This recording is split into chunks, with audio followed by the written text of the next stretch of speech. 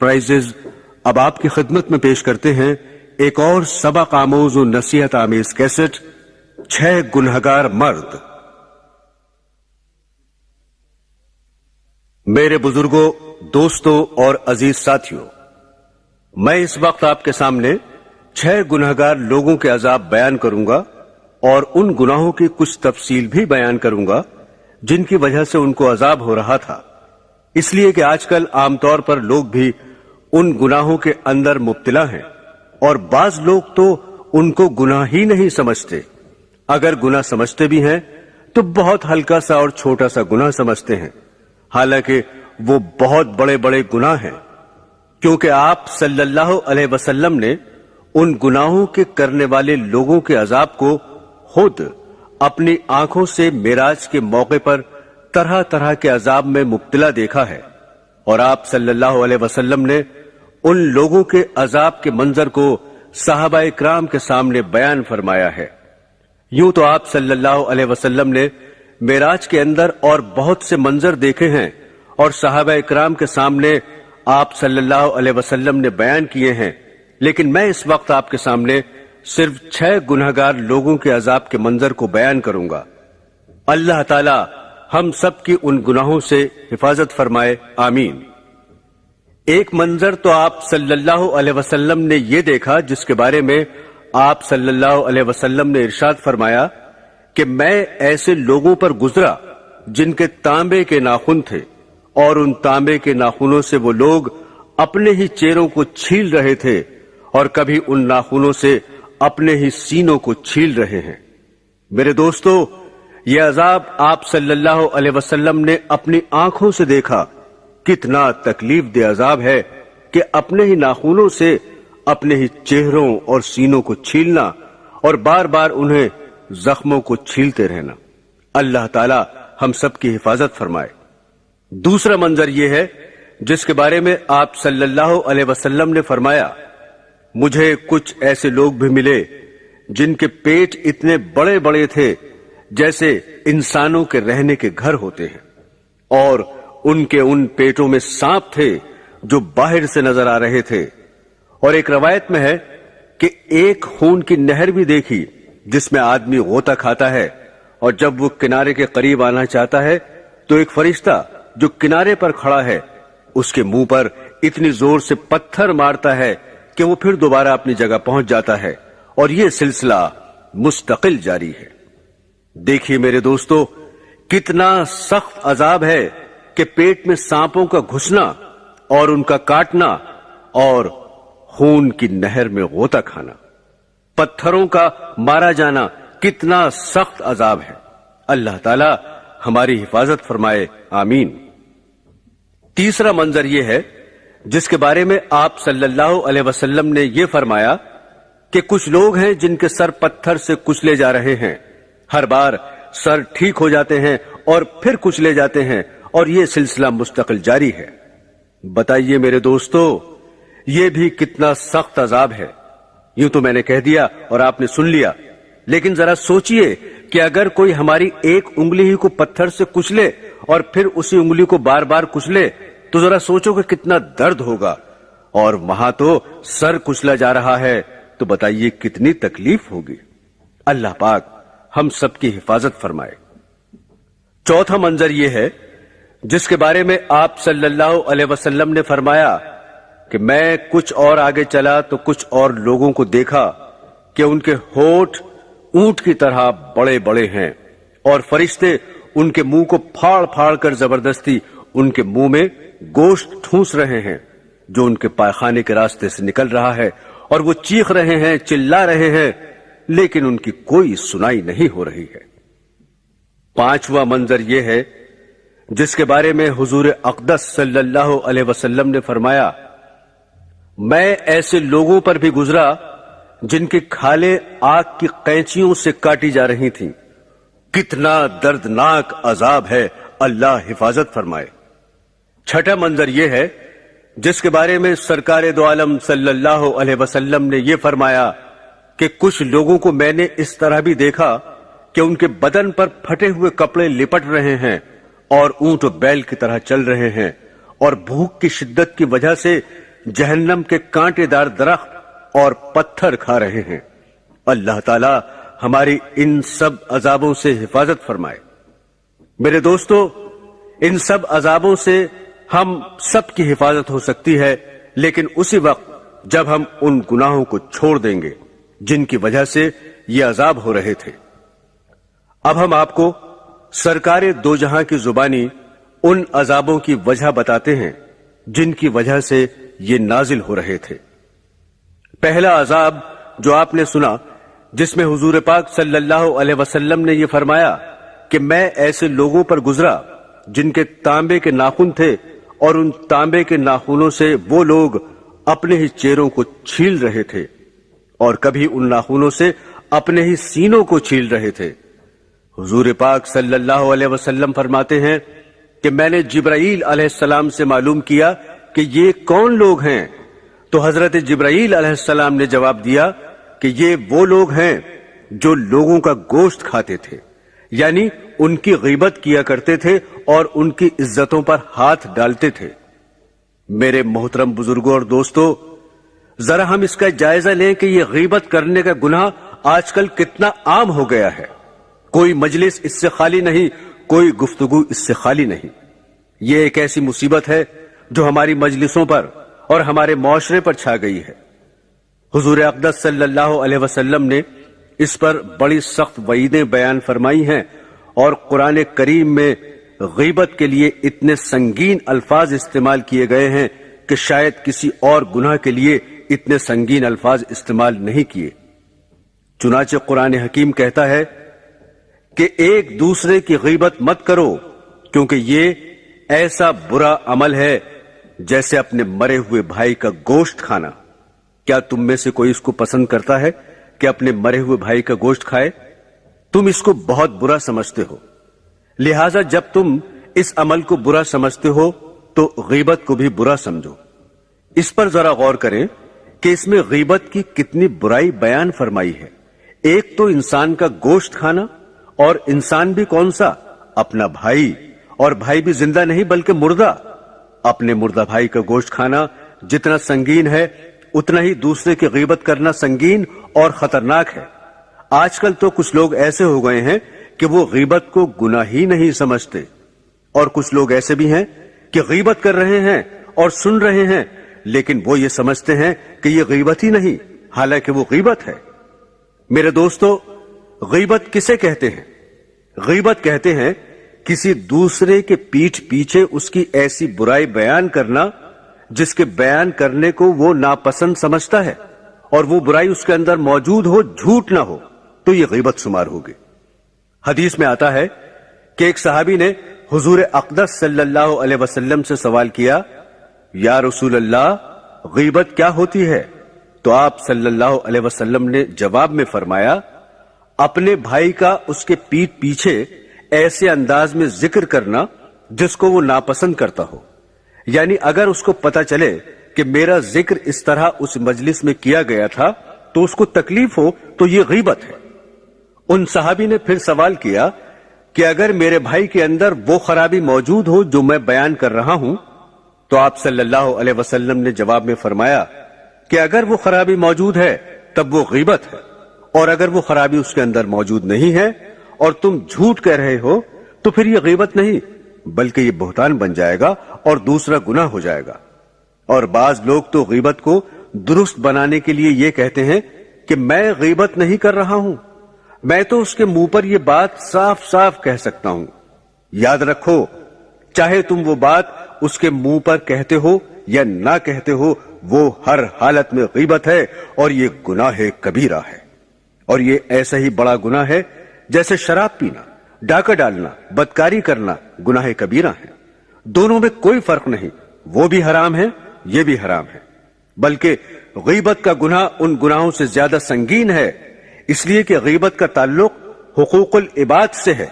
इसलिए खुदा के लिए इसका एहतमाम करें कि ना गीबत करें और ना गीबत सुने, और जिस मजलिस में गीबत हो रही हो उसमें बातचीत का रुख बदलने की कोशिश करें, वरना उस मजलिस से उठकर चले जाएं, इसलिए कि गीबत करना भी हराम है और सुनना भी हराम है। एक हदीस में حضور اقدس صلی اللہ علیہ وسلم نے فرمایا کہ جو لوگ غیبت کرنے والے ہوں گے انہوں نے بظاہر دنیا میں بڑے اچھے اعمال کیے ہوں گے، نمازیں پڑھیں، روزے رکھے اور دوسری عبادتیں کی، لیکن جس وقت وہ پل صراط پر سے گزرنا چاہیں گے، آپ حضرات جانتے ہیں کہ پل صراط کیا ہے؟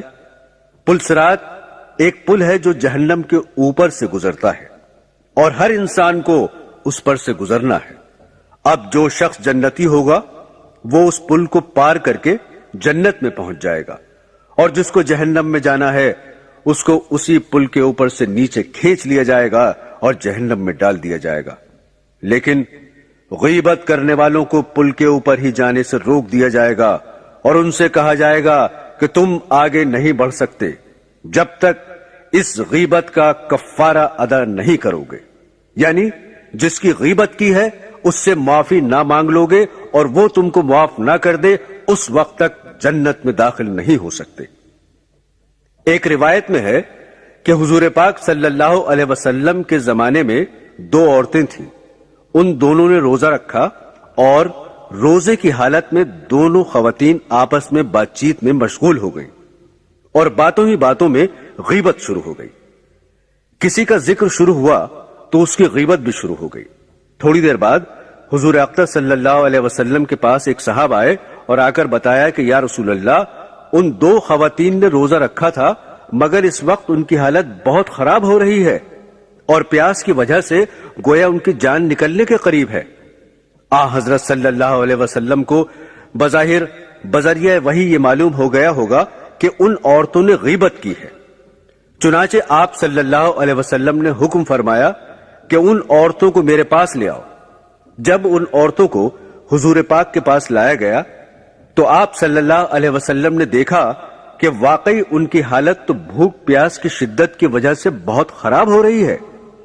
پھر آپ صلی اللہ علیہ وسلم نے حکم فرمایا کہ ایک بڑا پیالہ لاؤ۔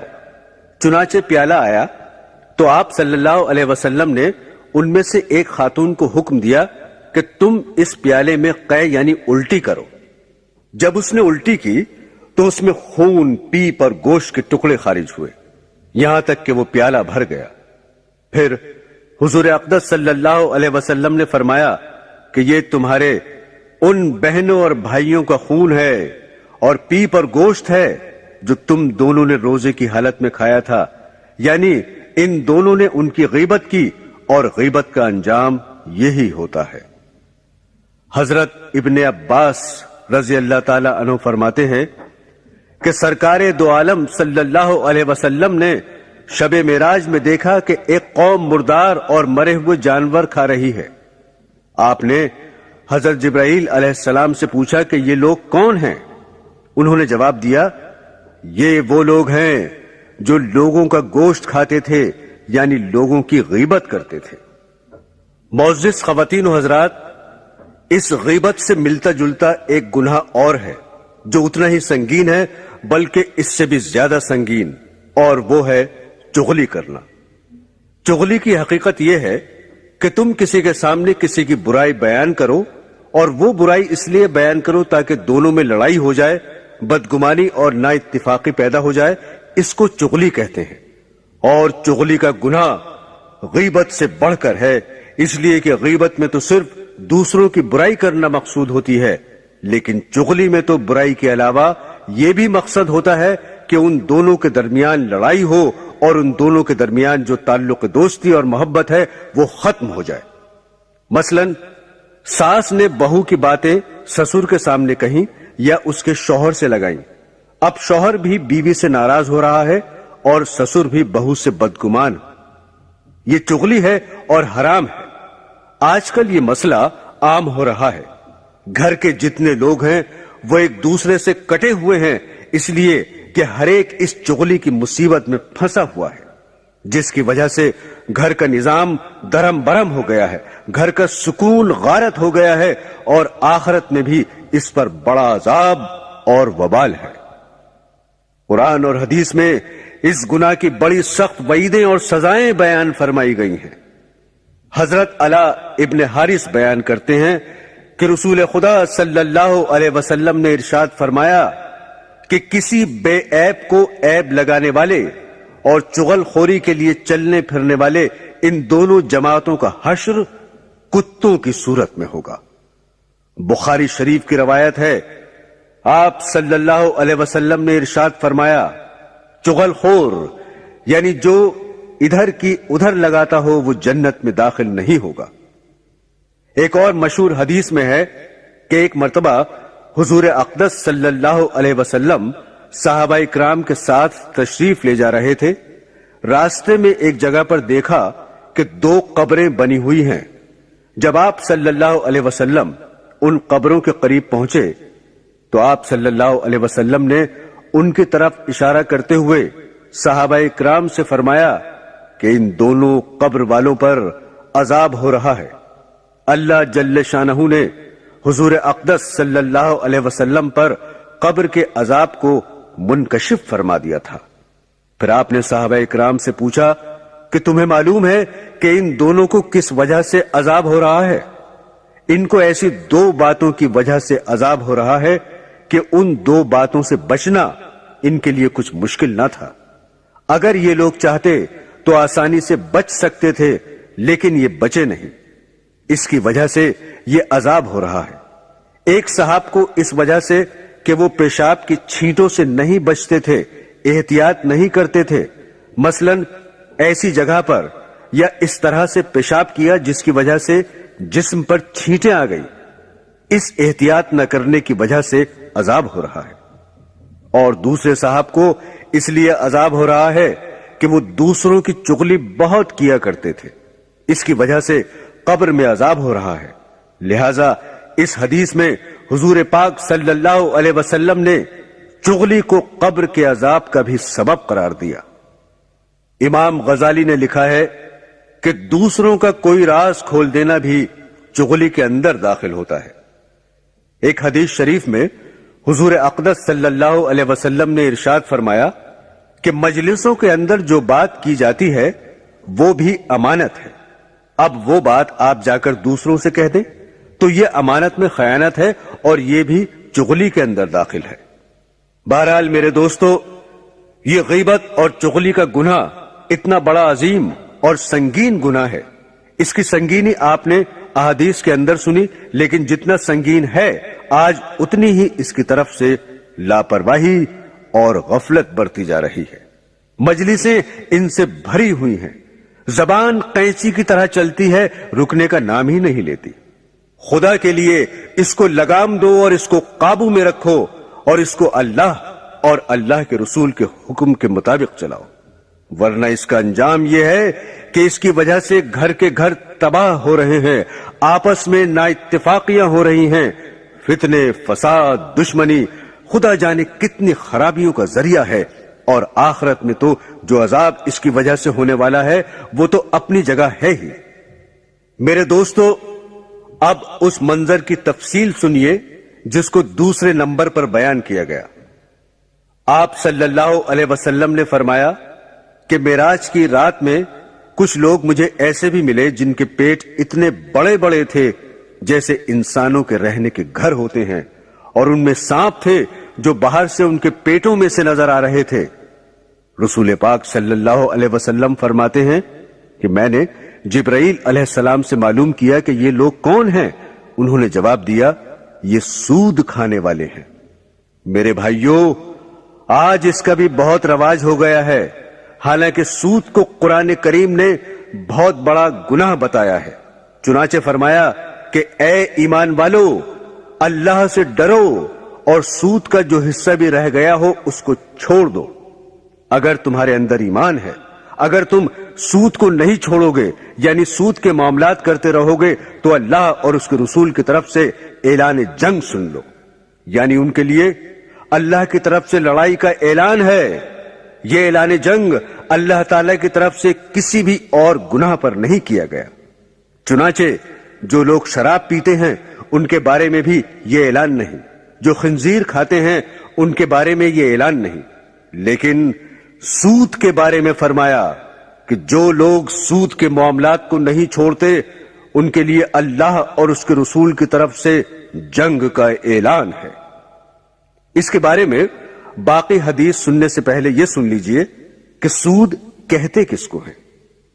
سود اس کو کہتے ہیں مثلاً آپ کسی شخص کو ادھار دیں اور اس ادھار پر آپ یہ طے کریں کہ اصل سے زیادہ دینے ہیں، تو جو زیادتی طے کی گئی ہے وہ سود ہے۔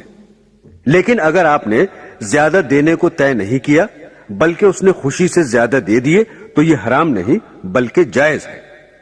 بہرحال سود وہ زیادتی ہے جو پہلے طے کی جائے، اور اسی کو حدیث میں گناہ کبیرہ فرمایا گیا ہے۔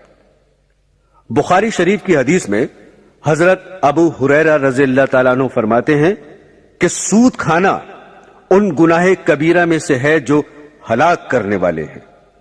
مسلم شریف کی روایت ہے، حضرت ابن مسعود فرماتے ہیں کہ رسول اللہ صلی اللہ علیہ وسلم نے فرمایا، سود کھانے والے پر اور سود کھلانے والے پر دونوں پر خدا کی لعنت ہو۔ حضرت عبداللہ ابن ابی اوفہ رضی اللہ تعالیٰ عنہ فرماتے ہیں کہ رسول اکرم صلی اللہ علیہ وسلم نے فرمایا، جو لوگ صرافہ کرتے ہیں یعنی سونے اور چاندی کی خرید و فروخت کرتے ہیں اور اس میں احتیاط نہیں کرتے، چاندی کے بدلے میں زائد چاندی اور سونے کے بدلے میں زائد سونا لیتے ہیں، ان کو دوزخ میں پہنچنے کی خبر دی ہے۔ اور حضرت ابو ہریرہ رضی اللہ تعالیٰ عنہ فرماتے ہیں کہ رسول خدا صلی اللہ علیہ وسلم نے فرمایا، 4 شخصوں کے متعلق اللہ تعالیٰ پر یہ حق ہے کہ ان کو جنت میں داخل نہ کرے اور جنت کی لذتوں سے ان کو محروم رکھے۔ نمبر 1 ہمیشہ شراب پینے والا، نمبر 2 یتیم کا مال کھانے والا، نمبر 3 ماں باپ کا نافرمان، اور نمبر 4 سود کھانے والا۔ حضرت ابن عباس رضی اللہ تعالی عنہ روایت کرتے ہیں کہ سرکار دو عالم صلی اللہ علیہ وسلم نے فرمایا، جب زنا اور سود کسی بستی میں جاری ہو جاتا ہے تو بستی والوں پر اللہ کا عذاب حلال ہو جاتا ہے۔ مسلم شریف کی روایت ہے، حضرت جابر رضی اللہ تعالیٰ عنہ فرماتے ہیں کہ حضور صلی اللہ علیہ وسلم نے ارشاد فرمایا، سود کھانے والے، سود کھلانے والے، کاتب اور گواہ سب برابر ہیں، خدا سب پر لعنت کرے۔ اور آج کل اس سود کا لین دین اتنا بڑھ گیا ہے اور اتنا وسیع ہو گیا ہے کہ تقریباً ہر ملک میں اور ملک کے کونے کونے میں پھیل گیا ہے، جس کی وجہ سے بہت سے مسلمان بھی کسی لالچ کی وجہ سے یا مجبور ہو کر اس کا لین دین کرتے ہیں۔ لیکن مسلمان یاد رکھیں کہ اس ہمہ کا مطلب یہ نہیں کہ مسلمان اس مجبوری کا سہارا لے کر اتنی بڑی لعنت سے بے پرواہ ہو جائیں اور ان کے دلوں میں ذرہ برابر بھی کھٹک پیدا نہ ہو کہ وہ کتنی بڑی حرام چیز میں مبتلا ہیں۔ البتہ بینک میں اپنی رقم یا امانت رکھنا حفاظت کے لیے، صرف مقصد حفاظت ہو نہ کہ سود لینا، تو اس کو علماء نے جائز کہا ہے۔ لیکن بینکوں میں رکھی ہوئی رقم پر جو سود ملتا ہے اس کا کھانا حرام ہے۔ سود کو بینک میں سے تو نکال لیا جائے، وہاں نہ چھوڑا جائے، اور وہاں سے نکال کر غریب لوگوں میں بغیر ثواب کی نیت کے تقسیم کر دینا چاہیے۔ اگر اس کو اپنے خرچے میں لائیں گے تو بربادی کا سبب ہوگا۔ حضرت ابن مسعود فرماتے ہیں کہ رسول کریم صلی اللہ علیہ وسلم نے فرمایا، سود سے حاصل ہونے والا مال خواہ کتنا ہی زیادہ ہو، آخر کار اس میں کمی یعنی بے برکتی آ جاتی ہے۔ تفسیر ابن کثیر میں ہے، حضرت ابن عباس رضی اللہ تعالیٰ عنہ فرماتے ہیں کہ سود خور سے قیامت کے دن کہا جائے گا کہ اپنے ہتھیار لے لے اور خدا سے لڑنے کے لیے تیار ہو جا۔ آپ صلی اللہ علیہ وسلم فرماتے ہیں کہ امام وقت پر فرض ہے کہ سود خور لوگ جو اسے نہ چھوڑیں ان سے توبہ کرائے، اور اگر نہ کریں تو ان کی گردن مار دے۔ علماء یہ بھی کہتے ہیں کہ سود کھانے والے کے حق میں اتنی سخت وعیدیں اور اتنی شدید و غضبناک تنبیہ کا سبب یہ بھی ہے کہ سود کے بارے میں لوگ اعتقادی گمراہی میں مبتلا ہو جاتے ہیں کہ لوگ اس کو حرام ہی نہیں سمجھتے۔ ان کے ذہن اور دل و دماغ پر گناہوں کی اتنی ظلمت چھائی ہوئی ہوتی ہے کہ سود کو حلال سمجھتے ہیں۔ مال و دولت کی محبت میں اتنے مست ہوتے ہیں کہ سب کچھ مال و دولت ہی کو سمجھتے ہیں، جس کی وجہ سے سود کو حلال سمجھتے ہیں، اور جو اس کو حلال سمجھنے لگے تو یہ اعتقادی گمراہی ہے جس کا آخری نتیجہ کفر ہے، اور کافر کی معافی اور بخشش ناممکن ہے۔ لہذا معلوم ہوا کہ سود دنیا اور آخرت دونوں کی مکمل تباہی کا خطرہ ہے، اس لیے کہ سود کا مال حرام کا مال ہے، اور حرام کا مال کھانے والوں کی روزی میں برکت نہیں رہتی۔ جس طرح سے حرام کا مال یہ لوگ کھاتے ہیں، کماتے ہیں، اسی طرح سے وہ مال واپس چلا جاتا ہے، رکتا نہیں۔ وہ مال صرف انسان کا دل بہلانے کے لیے ہوتا ہے، اس مال کو دیکھ کر وہ دل ہی دل میں خوش ہوتا ہے، لیکن یہ خوشی اس کی ہمیشہ کی نہیں ہوتی، چند دنوں کے لیے ہوتی ہے، اور وہ بھی دنیا ہی میں ہوتی ہے۔ آخرت تو اس کی برباد ہو جاتی ہے۔ اور دنیا میں سود کا مال بڑھتا ہوا نظر تو آتا ہے، مگر وہ بڑھنا ایسا ہے کہ جیسے کسی انسان کا بدن ورم سے بڑھ جائے۔ ورم کی زیادتی بھی تو بدن کی زیادتی ہے، مگر کوئی سمجھدار انسان اس زیادتی کو پسند نہیں کرتا، کیونکہ وہ جانتا ہے کہ یہ زیادتی نقصان دہ ہے۔ اسی طرح سود خور کا مال کتنا ہی بڑھ جائے مگر مال کے فائدے یعنی راحت اور عزت سے ہمیشہ محروم رہتا ہے۔ بہرحال میرے دوستو، اسلام کی یہ اٹل حقیقت ہے کہ سود حرام ہے ہر فرد کے لیے، ہر طبقے کے لیے، ہر زمانے کے لیے، اور گناہ کبیرہ ہے، اور ایسا عظیم گناہ ہے جو معاف نہیں کیا جا سکتا۔ رسول اقدس صلی اللہ علیہ وسلم نے حضرت عوف رضی اللہ تعالی عنہ سے فرمایا کہ ان گناہوں سے بچو جو معاف نہیں کیے جاتے، ان میں سے ایک مال غنیمت کی چوری اور دوسرے سود کھانا۔ ایک اور حدیث ہے، رسول مقبول صلی اللہ علیہ وسلم نے ارشاد فرمایا کہ معراج کی شب میں نے ایک خون کی نہر بھی دیکھی، اس میں ایک آدمی غوطے کھا رہا تھا۔ جب وہ کنارے پر آتا تھا تو ایک آدمی جو کنارے پر کھڑا تھا اس کے منہ پر پتھر مار کر پھر دھکیل دیتا تھا، اور یہ سلسلہ برابر جاری تھا۔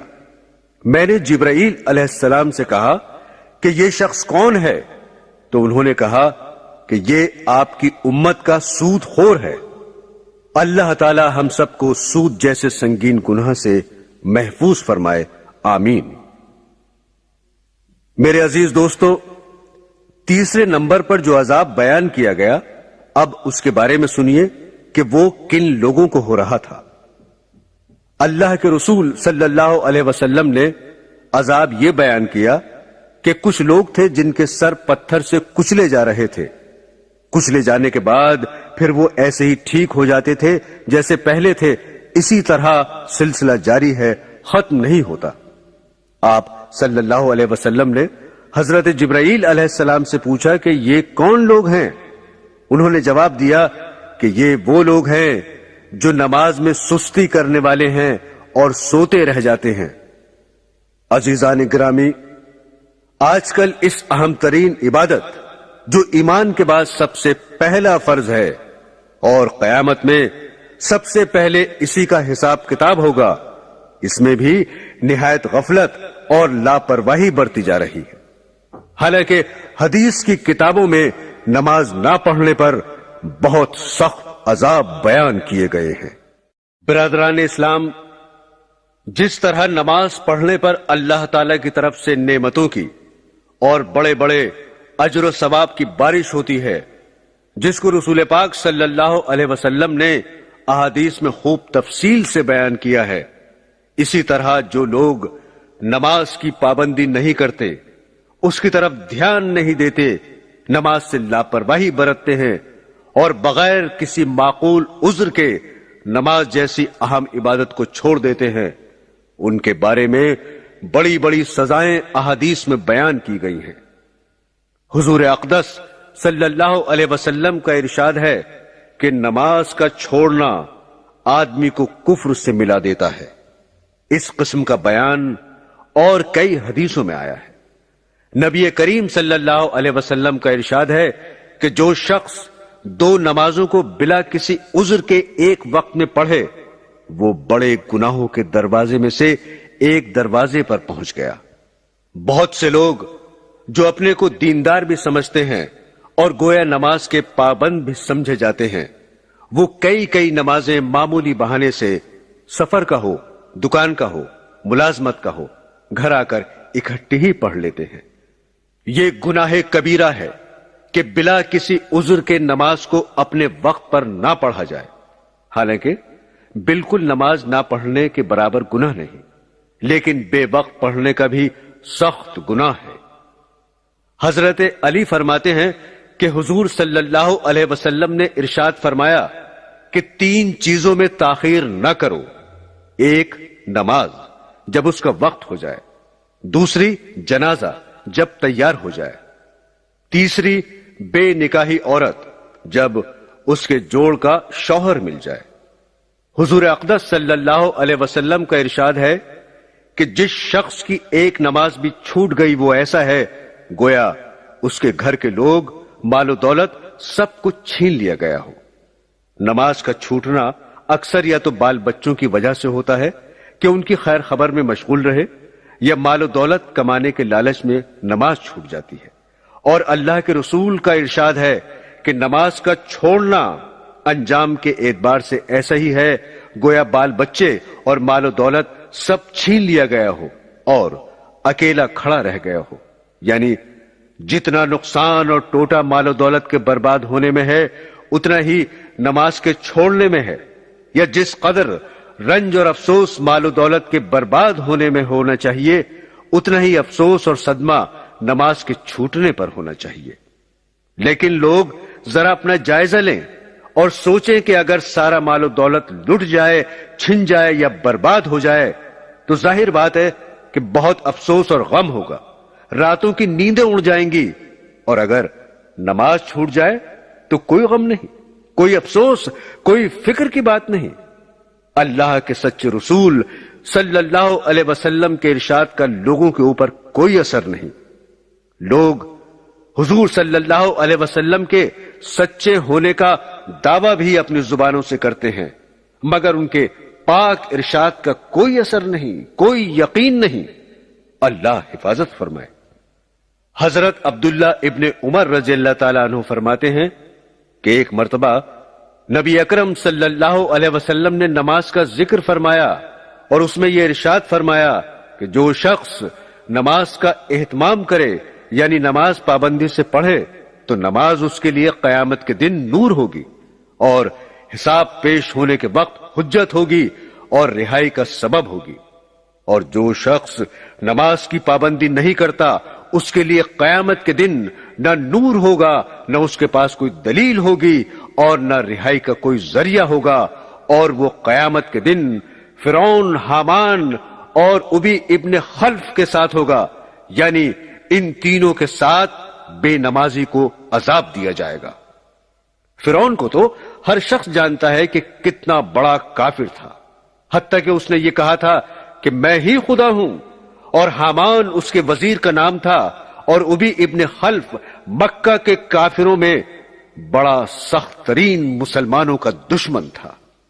یہ رسول پاک صلی اللہ علیہ وسلم سے کہا کرتا تھا کہ میں نے ایک گھوڑا پالا ہے، اس کو بہت کچھ کھلاتا پلاتا ہوں، اس پر سوار ہو کر نعوذ باللہ تم کو قتل کروں گا۔ اس کے جواب میں ایک مرتبہ حضور پاک صلی اللہ علیہ وسلم نے اس سے یہ کہا تھا کہ انشاءاللہ میں ہی تجھ کو قتل کروں گا۔ چنانچہ احد کی لڑائی میں یہ حضور اقدس صلی اللہ علیہ وسلم کو تلاش کرتا پھر رہا تھا اور کہتا تھا کہ اگر وہ آج بچ گئے تو پھر میری خیر نہیں۔ چنانچہ آپ صلی اللہ علیہ وسلم پر حملے کے ارادے سے آپ کے قریب پہنچ گیا۔ صحابہ اکرام رضی اللہ تعالی عنہما نے ارادہ بھی کیا کہ اس کو دور ہی سے قتل کر دے، مگر حضور اکرم صلی اللہ علیہ وسلم نے ارشاد فرمایا کہ آنے دو۔ جب وہ قریب ہوا تو حضور صلی اللہ علیہ وسلم نے ایک صحابی کے ہاتھ میں سے برچھا لے کر اس کے مارا، جو اس کی گردن پر لگا اور ہلکا سا زخم اس کی گردن پر آ گیا۔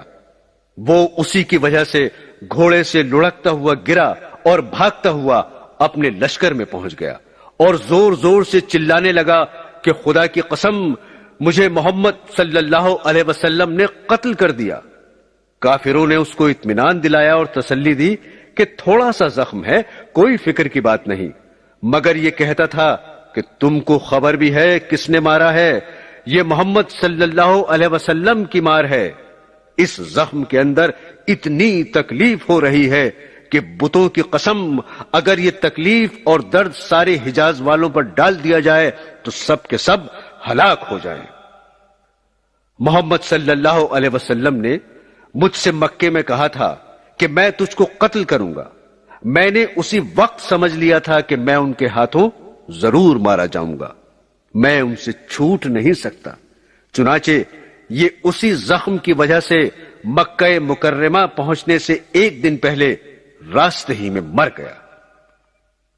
میرے دوستو، مسلمانوں کے لیے یہ نہایت غیرت اور عبرت کا مقام ہے کہ ایک پکے کافر اور سخت دشمن کو تو حضور صلی اللہ علیہ وسلم کے ارشاد کے سچا ہونے کا اس قدر یقین کہ اس کو اپنے مارے جانے میں ذرا بھی شک نہ تھا، لیکن آج کے مسلمان حضور صلی اللہ علیہ وسلم کو اللہ کا رسول ماننے کے باوجود، حضور کو سچا جاننے کے باوجود، حضور صلی اللہ علیہ وسلم کی باتوں کو یقینی کہنے کے باوجود، حضور کے ساتھ محبت کے دعوے کے باوجود اور حضور صلی اللہ علیہ وسلم کی امت میں ہونے پر فخر کے باوجود کتنے ارشادات پر عمل کرتے ہیں اور جن گناہوں میں سخت عذاب بتائے ہیں ان سے کتنا ڈرتے ہیں، کتنا کانپتے ہیں۔ یہ ہر شخص کے اپنے ہی گریبان میں منہ ڈال کر دیکھنے کی بات ہے، کسی دوسرے کے بتانے کی ضرورت نہیں۔ بہرحال بے نمازیوں کو عذاب ان کافروں کے ساتھ بھی دیا جائے گا، اور ان کافروں کے ساتھ عذاب ہونے کی وجہ یہ ہے کہ اکثر انہی وجہوں سے نماز میں سستی ہوتی ہے جو ان لوگوں میں پائی جاتی تھی۔ پس اگر حکومت اور بادشاہت کی مشغولی کی وجہ سے نماز میں سستی ہوتی ہے تو فرعون کے ساتھ، اور اگر ملازمت اور نوکری کی وجہ سے سستی ہوتی ہے تو حامان کے ساتھ، اور اگر تجارت کی وجہ سے سستی ہوتی ہے تو ابی ابن خلف کے ساتھ حشر ہوگا۔ ایک اور حدیث میں آیا ہے، حضرت عباد رضی اللہ تعالیٰ عنہ فرماتے ہیں کہ مجھے میرے محبوب حضور اقدس صلی اللہ علیہ وسلم نے 7 نصیحتیں کی، جن میں سے 4 یہ ہیں کہ تم اللہ تعالیٰ کے ساتھ کسی کو شریک نہ کرو، دوسرے یہ کہ تم جان بوجھ کر نماز نہ چھوڑو، جو جان کر نماز چھوڑ دے وہ مذہب سے نکل جاتا ہے، تیسری یہ کہ اللہ تعالیٰ کی نافرمانی نہ کرو، اس سے حق تعالیٰ ناراض ہو جاتے ہیں، چوتھی یہ کہ شراب نہ پیو کہ یہ ساری خطاؤں کی جڑ ہے۔ ایک دوسری حدیث میں حضرت ابو دردہ رضی اللہ تعالیٰ عنہ بھی اسی جیسا مضمون بیان فرماتے ہیں کہ مجھے میرے محبوب صلی اللہ علیہ وسلم نے وصیت فرمائی کہ اللہ کا شریک کسی کو نہ کرنا، خواہ تیرے ٹکڑے ٹکڑے کر دیے جائیں یا آگ میں جلا دیا جائے۔ دوسری، نماز جان کر نہ چھوڑنا، جو شخص جان بوجھ کر نماز چھوڑتا ہے اس سے اللہ تعالیٰ بری ذمہ ہے۔ تیسری، شراب نہ پینا کہ ہر برائی اسی سے پیدا ہوتی ہے۔ ایک حدیث میں ہے کہ جو شخص نماز کی پابندی کرتا ہے اللہ تعالیٰ 5 طرح سے اس کا اکرام اور اعزاز فرماتے ہیں۔ نمبر 1، اس پر سے روزی کی تنگی ہٹا دی جاتی ہے۔ نمبر 2، اس پر سے قبر کا عذاب ہٹا دیا جاتا ہے۔ نمبر 3، قیامت کے دن اس کے اعمال نامے سیدھے ہاتھ میں دیے جائیں گے، یہ علامت ہے اس بات کی کہ یہ لوگ جنتی ہوں گے۔ نمبر 4، پل صراط پر سے بجلی کی طرح گزر جائے گا۔ نمبر 5، یہ حساب کتاب سے محفوظ رہے گا۔ اور جو شخص نماز میں سستی کرتا ہے، اس کو پابندی سے ادا نہیں کرتا، اس کو 15 طرح سے عذاب ہوتا ہے۔ 5 عذاب دنیا میں، 3 موت کے وقت، 3 قبر میں، اور 3 قبر سے نکلنے کے بعد۔ دنیا میں 5 عذاب تو اس طرح ہوتے ہیں۔ نمبر 1، اس کی زندگی میں برکت نہیں رہتی۔ نمبر 2، نیک لوگوں کا سا نور اس کے چہرے سے ہٹا دیا جاتا ہے۔ نمبر 3، اس کو اپنے نیک کاموں پر ثواب نہیں ملتا۔ نمبر 4، اس کی دعائیں قبول نہیں ہوتی۔ نمبر 5، بزرگوں کی دعاؤں میں بھی اس کا حصہ نہیں رہتا۔ اور موت کے وقت کے 3 عذاب یہ ہیں۔ نمبر 1، وہ ذلیل ہو کر مرتا ہے۔ نمبر 2، بھوکا مرتا ہے۔ نمبر 3، پیاس کی شدت میں موت آتی ہے، اگر سمندر بھی پی لے تو پیاس نہیں بجھتی۔ اور قبر میں 3 عذاب یہ ہوتے ہیں۔ اس کی قبر اتنی تنگ ہو جاتی ہے کہ پسلیاں ایک دوسرے میں گھس جاتی ہیں۔ قبر میں آگ جلا دی جاتی ہے۔ قبر میں ایک سانپ اس پر ایسی شکل کا مسلط ہوتا ہے جس کی آنکھیں آگ کی ہوتی ہیں اور ناخن لوہے کے اتنے لمبے کہ ایک دن پورا چل کر ان کے ختم تک نہ پہنچا جائے۔ اس کی آواز بجلی کی کڑک کی طرح ہوتی ہے۔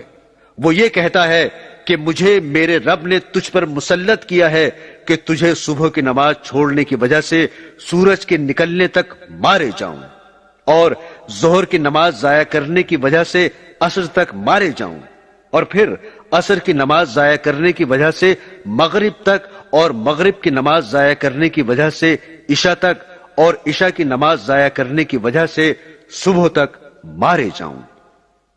جب وہ ایک دفعہ اس کو مارتا ہے تو اس کی وجہ سے وہ مردہ 70 ہاتھ زمین میں دھس جاتا ہے۔ اسی طرح قیامت تک اس کو عذاب ہوتا رہے گا۔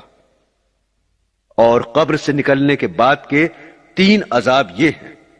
1، حساب سختی سے کیا جائے گا۔ دوسرے، حق تعالیٰ کا اس پر غصہ ہوگا۔ تیسرے، جہنم میں داخل کر دیا جائے گا۔ عزیزان گرامی، ایک واقعہ سنیے۔ ایک عورت کا انتقال ہو گیا تھا۔ اس کا بھائی دفن میں شریک تھا۔ اتفاق سے دفن کرتے ہوئے بھائی کی کوئی چیز قبر میں گر گئی۔ اس وقت خیال نہیں آیا، بعد میں یاد آئی تو بہت رنج ہوا۔ اس نے چپکے سے قبر کھول کر اسے نکالنے کا ارادہ کیا۔ جب قبر کو کھولا تو وہ آگ کے شعلوں سے بھر رہی تھی۔ روتا ہوا ماں کے پاس آیا اور حال بیان کیا اور پوچھا یہ کیا بات ہے؟ ماں نے بتایا کہ وہ نماز میں سستی کرتی تھی اور قضا کر دیتی تھی۔ ایک حدیث میں ہے، جان بوجھ کر بغیر کسی عذر کے نماز چھوڑنے والوں کی طرف اللہ تعالیٰ قیامت میں توجہ نہیں فرمائیں گے اور دکھ دینے والا عذاب اس کو دیا جائے گا۔ میرے دوستو، بڑے سخت عذاب ہیں۔ اللہ جل جلالہ ہم سب کی حفاظت فرمائے اور گناہوں کو معاف فرمائے۔ لیکن میرے دوستو، گناہ تو اس کے معاف ہوتے ہیں جو معافی مانگتے ہیں۔ اگر کوئی معافی مانگے گا ہی نہیں، گناہوں پر اڑا ہی رہے گا، اس کو کوئی پرواہ نہ ہوگی، تو اس کا کیا علاج ہے سوائے عذاب؟ بخاری شریف کی روایت ہے کہ سرکار دو جہاں صلی اللہ علیہ وسلم نے فرمایا، جس نے عصر کی نماز کو جان کر چھوڑا اس کے تمام نیک کام برباد ہو گئے۔ اور حضرت ابن مسعود رضی اللہ تعالیٰ عنہ فرماتے ہیں کہ ایک شخص کا حضور اکرم صلی اللہ علیہ وسلم کے سامنے ذکر کیا گیا کہ فلاں شخص صبح تک سوتا رہتا ہے۔ آپ صلی اللہ علیہ وسلم نے فرمایا، اس کے کان میں شیطان موت جاتا ہے، یعنی یہ غفلت کی نیند شیطان کے پیشاب کا اثر ہے، یا یہ مطلب ہے کہ صبح کی نماز قضا کرنے والا ایسا ذلیل ہے کہ شیطان کے نزدیک بھی اس قابل ہے کہ اس پر پیشاب کر دیا جائے، کہ شیطان بھی اس کمبخت کو پیشاب کا مستحق سمجھتا ہے۔ میرے عزیز دوستو، آج ہی سے ہم عہد کریں کہ اے مولا کریم، آپ نے جو تحفہ اپنے محبوب صلی اللہ علیہ وسلم کو معراج کی رات عطا فرمایا تھا، ہم اس کی دل و جان سے قدر کریں اور زندگی بھر نماز کی پابندی کریں۔ اللہ تعالی ہم سب کو اپنے فضل و کرم سے نمازی بنائے، آمین ثم آمین۔ عزیزان گرامی، اب آپ چوتھے نمبر پر جو عذاب بیان کیا گیا ہے اس کے بارے میں سنیے کہ وہ کن لوگوں کو ہو رہا تھا۔ آپ صلی اللہ علیہ وسلم نے عذاب یہ بیان فرمایا، میں کچھ اور آگے چلا تو کچھ اور لوگوں کو دیکھا کہ ان کے ہونٹ اونٹ کی طرح بڑے بڑے ہیں اور فرشتے ان کے منہ کو پھاڑ پھاڑ کر زبردستی ان کے منہ میں گوشت ٹھوس رہے ہیں جو ان کے پائخانے کے راستے سے نکل رہا ہے، اور وہ لوگ چیخ رہے ہیں، چلا رہے ہیں، لیکن ان کی کوئی سنائی نہیں ہو رہی ہے۔ رسول پاک صلی اللہ علیہ وسلم فرماتے ہیں کہ میں نے جبرائیل علیہ السلام سے معلوم کیا کہ یہ کون لوگ ہیں؟ انہوں نے جواب دیا کہ یہ آپ کی امت کے وہ لوگ ہیں جو یتیموں کا مال ناحق کھایا کرتے تھے۔ میرے محترم بزرگوں، دوستو، یتیم کا ذکر قرآن پاک میں اللہ پاک نے ایک دو جگہ نہیں بلکہ بہت سی جگہ کیا ہے، اور اس پر بار بار تنبیہ فرمائی ہے کہ ان کے ساتھ خیر خواہی کی جائے، ان کے مال میں احتیاط سے کام لیا جائے، ان کے ساتھ نرمی کا برتاؤ کیا جائے، ان کی اصلاح اور فلاح کی کوشش کی جائے، حتیٰ کہ اگر کسی یتیم لڑکی سے نکاح کرے تو اس کے مہر کو کم کرنے پر ڈانٹا ہے کہ غریبی کی وجہ سے اس کے مہر میں بھی کمی نہ کی جائے۔ حضور پاک صلی اللہ علیہ وسلم کا ارشاد کئی حدیثوں میں وارد ہوا ہے کہ میں اور وہ شخص جو کسی یتیم کی دیکھ بھال کرتا ہو جنت میں ایسے قریب ہوں گے جیسے دو انگلیاں، یعنی جس طرح دو انگلیاں قریب قریب اور ملی ہوئی ہوتی ہیں، ایسے ہی میں اور وہ شخص جنت میں قریب قریب ہوں گے۔ ایک حدیث میں ارشاد ہے کہ جو شخص کسی یتیم کے سر پر شفقت سے ہاتھ پھیرے اور صرف اللہ تعالی کی خوشی کے واسطے ایسا کرے تو اس کا ہاتھ یتیم کے سر کے جتنے بالوں پر پھرے گا، ہر بال کے بدلے میں اس کو نیکیاں ملیں گی۔ اور بھی بہت سی حدیثوں میں اس طرح کی فضیلتیں وارد ہوئی ہیں، لیکن اس کے بالمقابل اگر کوئی یتیم کو تکلیف پہنچائے، اس کو پریشان کرے یا اس کا مال کھائے تو اس کے لیے احادیث میں بڑے سخت اور سنگین عذاب بیان کیے گئے ہیں۔ ایک حدیث میں ہے کہ قیامت کے دن کچھ لوگ قبروں سے اٹھیں گے کہ ان کے منہ میں آگ بھڑک رہی ہوگی۔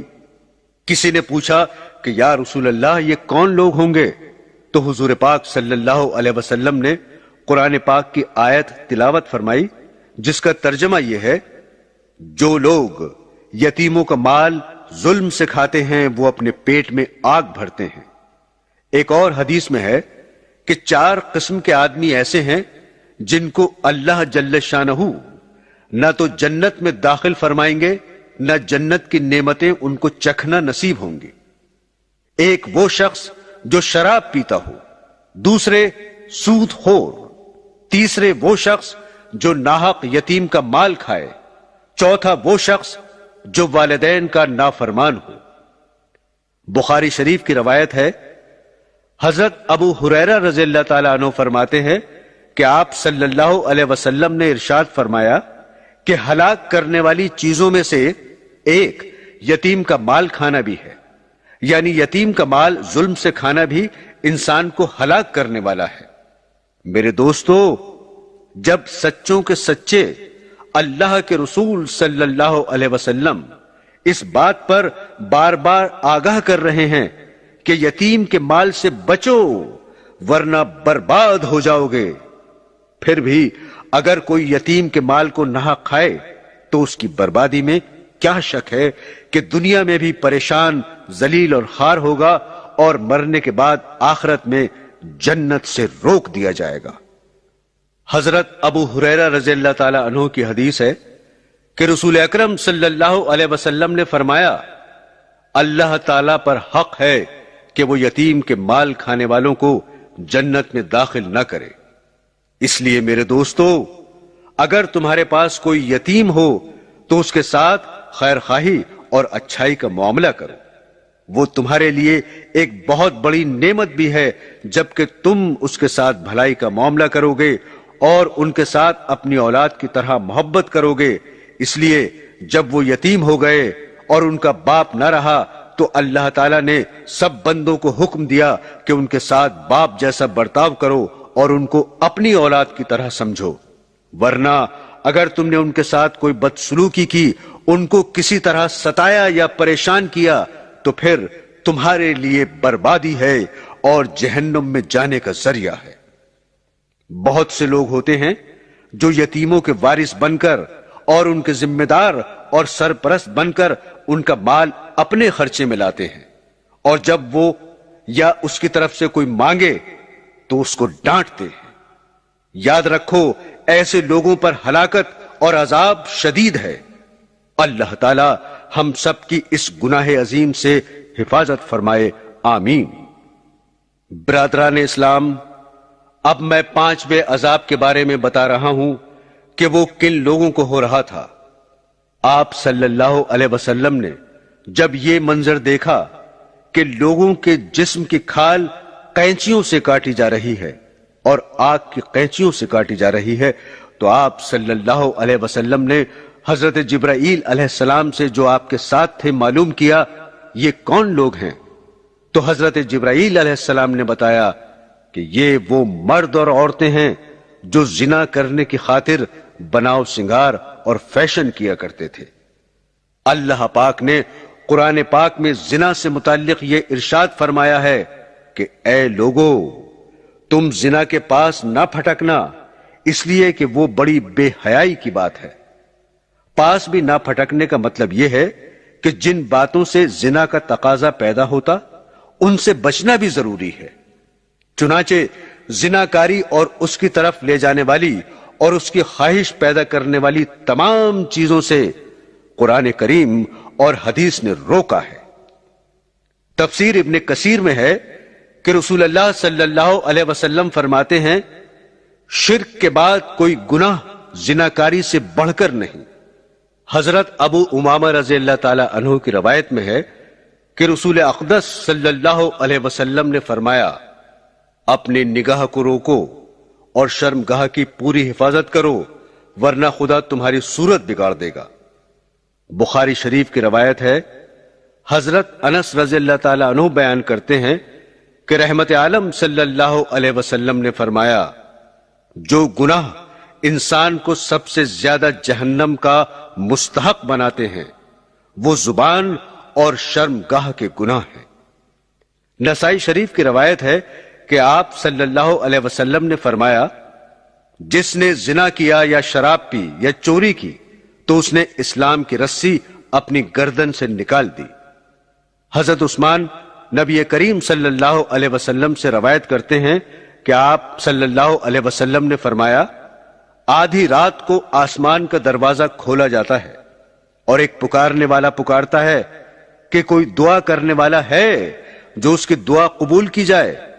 پھر ہر مسلمان کی دعا قبول کی جاتی ہے اگر وہ مانگتا ہے، سوائے زناکار کے جو اپنی شرمگاہ کی کمائی کھاتی پھرتی ہے۔